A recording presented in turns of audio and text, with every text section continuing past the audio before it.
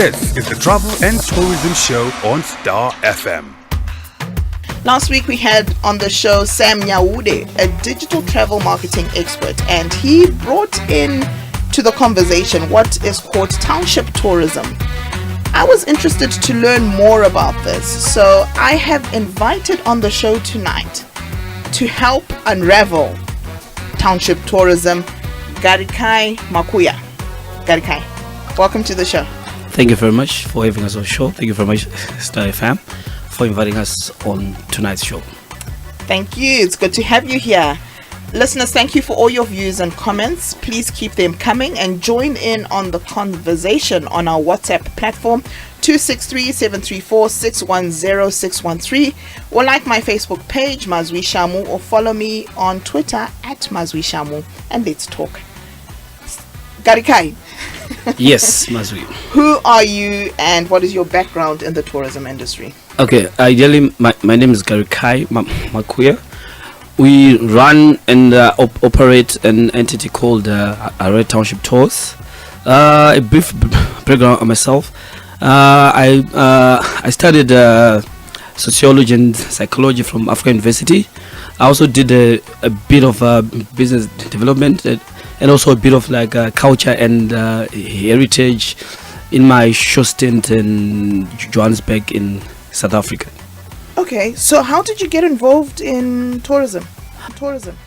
Okay, ideally it was during my short stint in South Africa, whereby I had a small stint in Johannesburg, mainly Soweto, and Soweto has got very rich history in terms of culture and heritage. So I just basically saw how the area managed to embrace the rich heritage which they have in that area, and they actually managed to package it as a unique tourism product, which is basically unique to itself, Soweto. Like for example, we've got a present called the Vilikazi present, whereby you find the Hector Peterson Museum, the Nelson Mandela House, as well as the Desmond Tutu House. So what they did, they just packaged them as a heritage site, and everything cascaded to the development of the area, whereby you ended up having small restaurants developing in that area. And if you visit those sites right now, you find volumes of volumes of people coming to view and also to hear about the rich culture and heritage of Soweto. Okay, so now we are looking at Zimbabwe and we are looking at domestic tourism. Can you unpack township tourism for us here in Zimbabwe? What does it involve? Where are you involved? Okay, I think ideally, with us, our key pillars or our main key elements are three: people, culture, and heritage as a basic tourism product. So ideally, the history on its own of Harare, the history on its own of Mbare, even the culture on its own of the people of Harare and Mbare, it's quite unique to an extent, whereby we just decided to package and share it and showcase it. So with us, we later discovered that no, we can actually make this into a tourism destination, mainly Mbare, because ideally Mbare is the oldest township in the capital, and you also got a mixture of cultures in Mbare. So that's what we basically showcase. Okay, I just want to understand. You keep talking about culture and heritage, and you deal with people on a regular basis who do the tours, the township tours. How significant is this for a tourist? How significant is it for them to know about the culture and heritage of a place? What have their reactions also? What have they been as they've been going around Mbare and other places that you're talking about? I think there's now also an interesting shift of people wanting to understand more about cultures and also about the history of a certain people, as per se.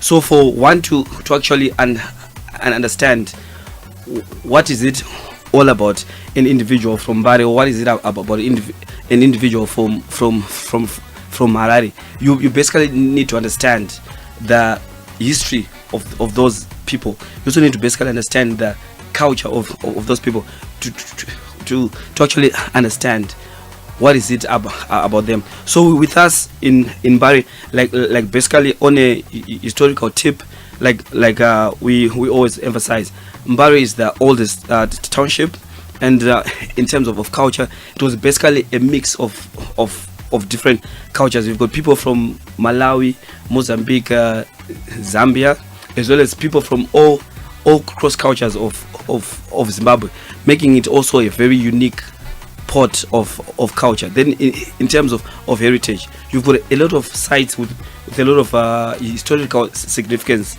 to the movement of Zimbabwe, and also to the movement and the establishment of Harare.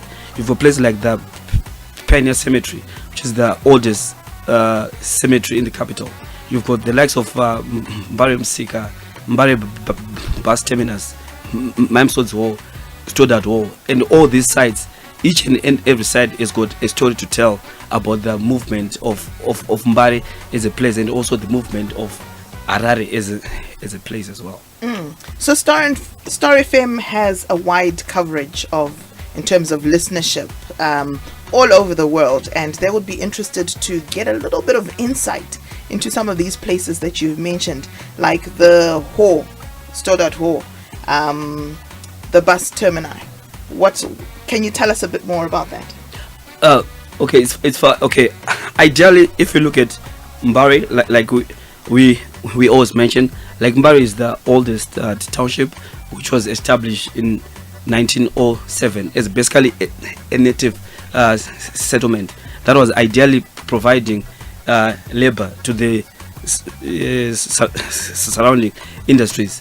So each and every element and each and every structure, it's actually a reaction to a certain period of time in the establishment of Mbare. For example, if you look at the Mbare bus terminus, since Mbare was the only native location established to harbor labor, you would find that also you had people from all sorts of different places coming into Mbare, making it also a cultural port. So the Mbare bus terminus, it was actually the hub of the transport sector in the country and also in the capital. So ideally, with people coming from Chiweshe, Mondoro, Rusape, Gwanda, Bulawayo coming into Harare, but they all ended up at this portal of the Mbare Msika. And also you've got places like Mamsodzi Hall. I was going to ask, who is Mamsodzi? Okay, I deal with us. We just portray Mamsodzi as one of the first Black African feminists who was basically fighting a patriarchal system from both fronts, from a traditional front, whereby there was a certain story whereby it was said that no women were actually allowed into the city in regards to the traditions of an African woman, and also from a colonial aspect, they also didn't know how to manage the feminine aspect of an African woman in the city. So you had people like Mamsodzi who actually advocated for the involvement and also the free movement of women into the capital, and they also encouraged women to also participate in the mainstream economy. So you've got things like Mbare Msika Cat House, whereby you find a lot of women being active in those aspects. So it was actually a brainchild of people like Mamsodzi. So with us, we sell Mamsodzi as a unique woman to the conversation of all the women movement in Mbare as well as in Harare. That is very interesting. I love it, because a lot of times, pupils in school, they learn about history, about these suffragettes all over the country, and yet we've got our very own right here in Zimbabwe that you are outlining right now. So I'm finding that very, very interesting and fascinating. Tell me more about the tour itself. How do you conduct your township tours? Do people walk from place to place within the area, or do you drive them around the city? How do you do it? Okay, like we're saying, we also emphasize on a human interaction. So basically, our tours, like for the inner city tours, they're basically walk tours. Nice. Then also in Bari, we also offer both walk tours and bicycle tours. It also increases that human aspect, the human interaction, and also thanks to Zimbabwe Tourism Authority, because ideally when we approached them, they actually embraced our concept. And also currently we are still operating on a waiver license, which was offered by the chief executive, as a way of also trying to promote us as a young entity, and also as a way of also promoting domestic tourism, also in regards to township tourism.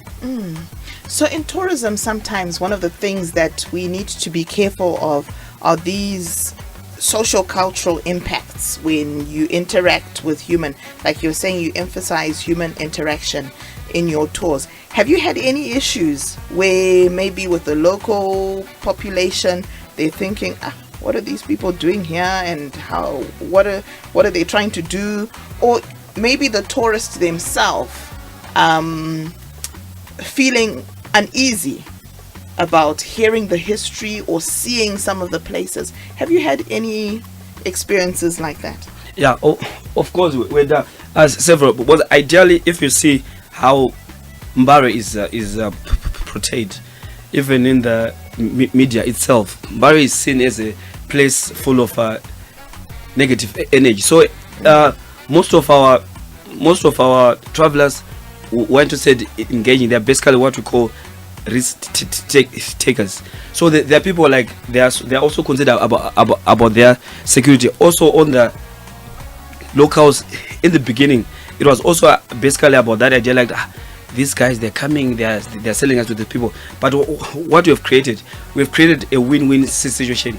For example, in Mbare, we've got the Mbare Art Cultural Market. So what we do, we also encourage our visitors to also participate in the local economies, whereby we also take them into the Mbare Art Culture Market. Then we encourage them to also buy a couple of pieces.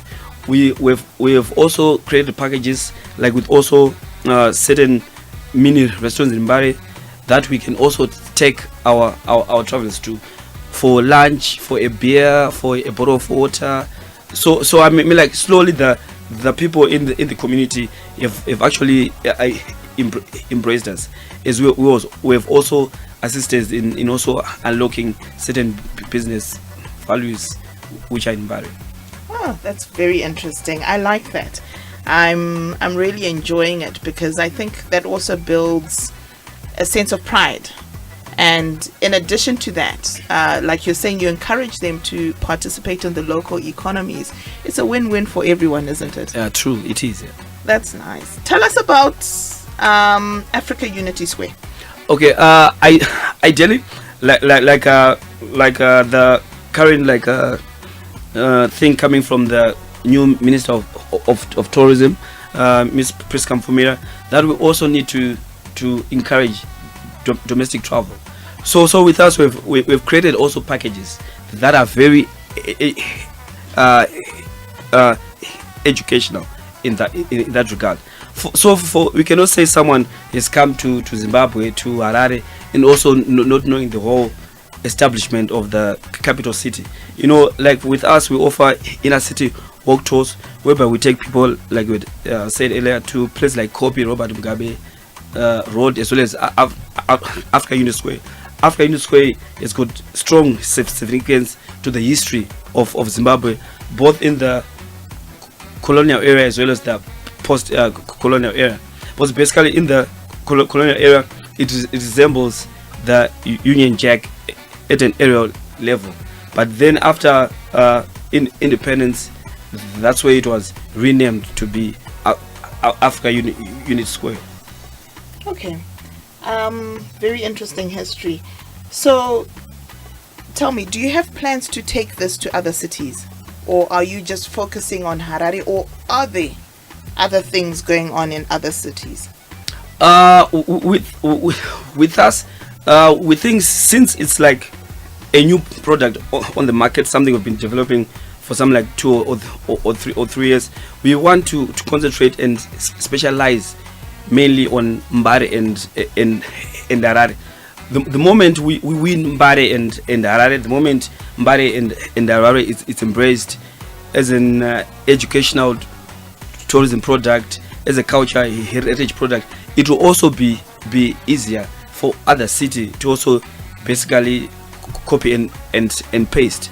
That what we have done. Also, we've also interacted with the city of Harare, and we've also been given a place to operate in from Bari, whereby we want to also create a strong cultural and heritage hub in Bari, so that we also involve the local communities to also participate in establishing Mbari as a culture and heritage tourism product.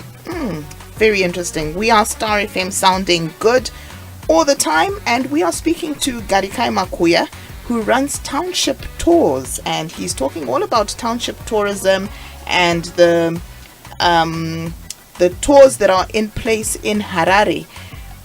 Garikayi, tell us, what are your words of encouragement? Just a few weeks ago, ZTA was saying that they were encouraging people to visit places within their areas, close to them. They don't have to book a holiday in Vic Falls that is far away, that is going to cost money and is going to be difficult to plan.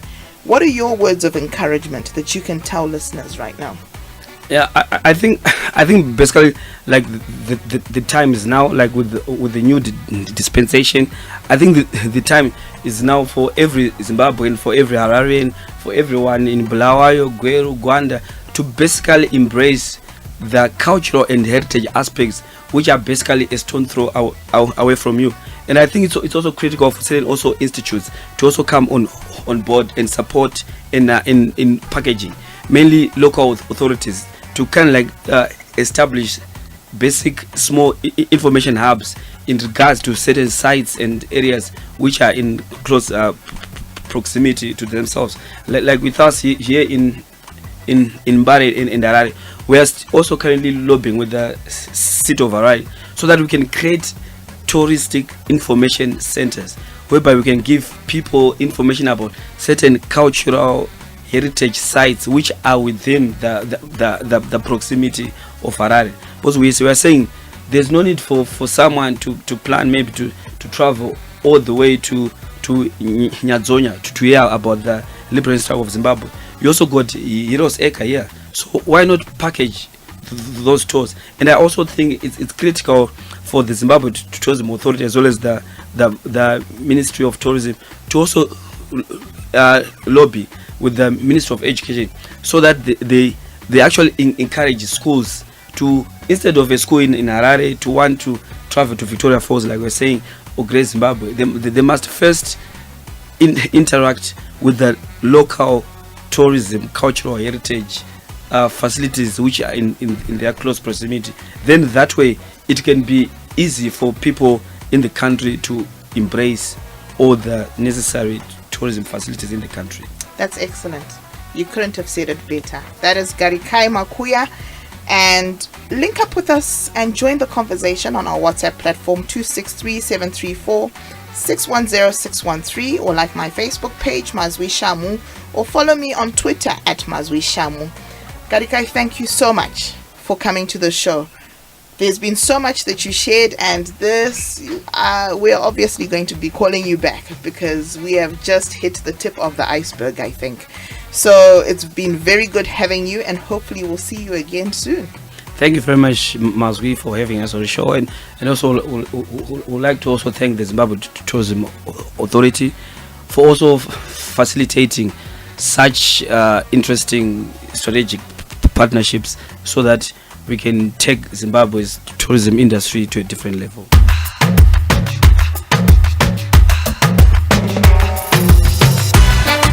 Every week on the show, we will bring you a feature on a local destination.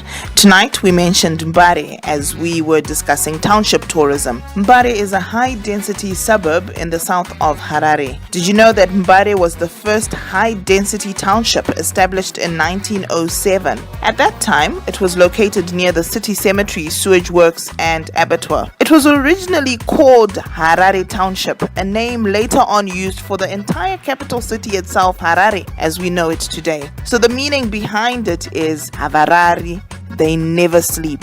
So, Mbare started to expand in about 1907 when the white settlers built a town called Salisbury. This created an influx of people coming from Mozambique, Zambia, and Malawi looking for employment. So the area was largely populated by migrant workers, but the local workforce preferred to maintain their reserved places, Kumaruzeva. Did you know Mbare is home to Dynamo's football club that has won the league championship 22 times, popularly known as Dimbare, nicknamed after the suburb's name.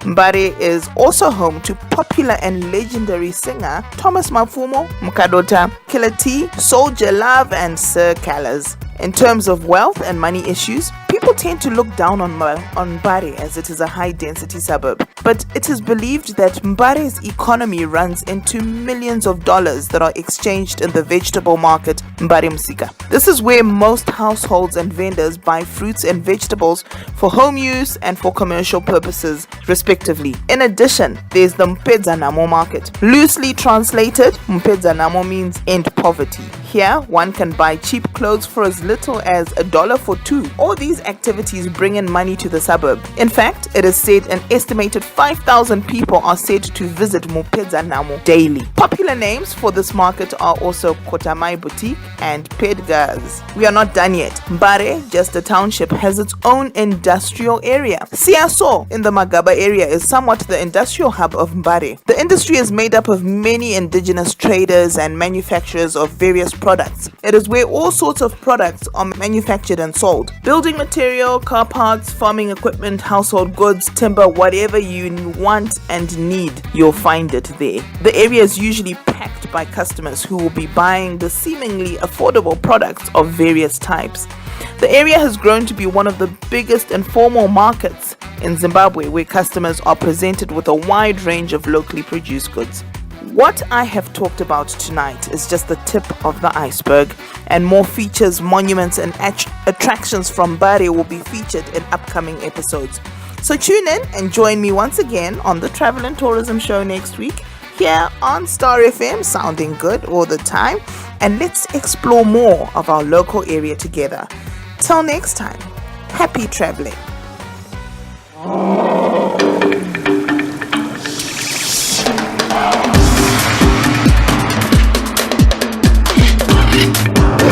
This was the Travel